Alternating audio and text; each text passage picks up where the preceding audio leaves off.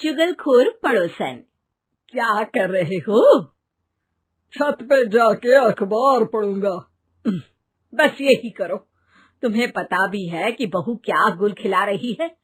उसने नया Facebook account बना लिया है। रोज 10 फोटो डालती है। हमारे परिवार की तो नाक कटवा देगी ये। और तुमको ये बात कैसे पता चली? अरे पड़ोसन ने बताया। उसकी बहू भी फेसबुक पर है ना, तो उसको पता चल गया। हाँ हाँ, जैसे तुम तो बहुत भोली हो। पड़ोसन रोज सास को उसकी बहू के नाम पर भड़काती थी। आज तो आपकी बहू कह रही थी मुझसे आके कि आप दिन भर खाती रहती है, खा खा के घटोत्कच हो गई है। क्या?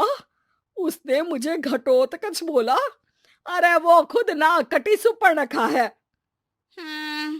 आप कह रही हो तो सही होगा, लेकिन आप उसको बताना मत कि मैं ये सारी खबरें आपको देती हूँ।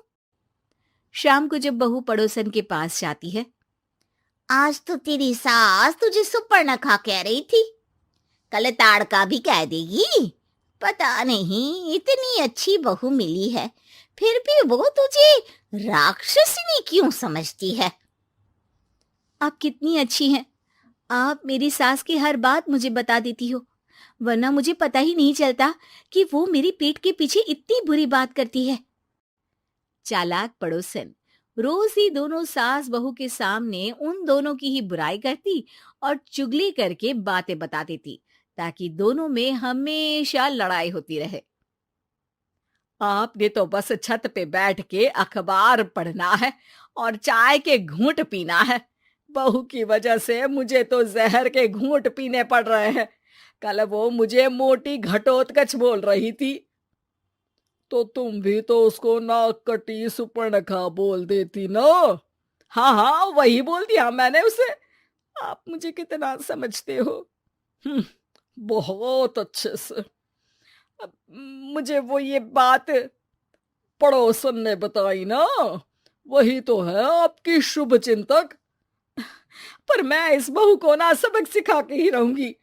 जरूर सिखाना चाहिए, पर आज तुम मेरे साथ शाम को छत पे बैठना, एक तरकीब बताऊंगा। बिल्कुल बिल्कुल, कितना ध्यान रखते हो जी आप मेरा। मैं ना सब ध्यान रखता हूँ। शाम को जब सास और ससुर छत पर बैठे होते हैं कि यहाँ खड़ी हो जाओ, यहाँ से ना तुमको पता चल जाएगा कि बहू की अगली चाल क्या है। अच्छा, कैसे? सवाल मत पूछो, जैसा कह रहा हूं वैसा करो। थोड़ी देर में ही छत पे बहू की आवाज आने लगती है। मेरी सास लायक ही नहीं है। मुझे पता होता तो सास बहू की भी कुंडली मिलवा लेती पहले ही। तेरी सास तो मुझे भी पसंद नहीं है। मेरे पास जब भी आती है तेरी बुराई करती रहती है। कभी सुपर्णखा कहती है, कभी हिडिंबा कह के कामचोर भी बोलती है, अरे कभी कभी तो चुगलखोर भी बोल देती है। काश आप जैसी होती मेरी सास। ऊपर छत पे पड़ोसन और बहू की आवाज सुन के सास के होश उड़ जाते हैं। समझी? जी समझी। सुबह तुम्हारे सामने ये बहू की बुराई करती है और शाम को बहू के सामने तुम्हारी। मतलब आप सिर्फ अखबार नहीं पढ़ते, सारी खबरें भी रखते हैं। अब तो इस पड़ोसन को भी सबक सिखाना पड़ेगा। शाम को सास बहू को जाके पड़ोसन की साजिश के बारे में बता देती है। हाँ, मुझे माफ कर दो माँ जी। तुम भी अपनी माँ जी को माफ कर दो, इन्होंने भी तो तुमको बहुत कुछ कहा है। अरे बस बस, अब ये सोचो कि पड़ोसन को सीधे कैसे करना है। अगले दिन सुबह पड़ोसन सास का इंतजार कर रही होती है, लेकिन वो देखती है कि वहां सास और बहू एक साथ आ जाते हैं। अरे अरे, आज दोनों एक साथ। हाँ, सोचा कि बहू की पीठ पीछे बुराई करने से क्या फायदा, मुंह पे ही बोलती हूँ मैं। हाँ, मैंने भी सोचा आपको 2 बार मेहनत करनी पड़ती है, एक ही बार में काम खत्म कर लोगी। हैं? वो मैं आप लोगों को कैसे पता चला? क्योंकि ऊपर वाला सब देख रहा है। पड़ोसन ऊपर देखती है, वहां ससुर खड़े होकर हंस रहे होते हैं। मतलब आप हमारी बातें सुन लेते थे? हाँ, सुन लेता था और मजे भी लेता था। आपको तो शकुनी होना चाहिए।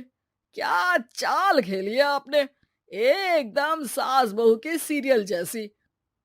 तो बताओ पड़ोसन जी, मेरी बहू ने आपसे अब मेरे बारे में क्या बोला? यही बोला कि सास बहुत अच्छी है, बहुत ध्यान रखती है। अच्छा, और सास ने मेरी क्या बुराई की? नहीं ना की बुराई, हमेशा तारीफ करती है। भगवान सबको ऐसी सास दे। मेरी गलती है जो मैंने आप लोगों में आग लगाने की कोशिश की।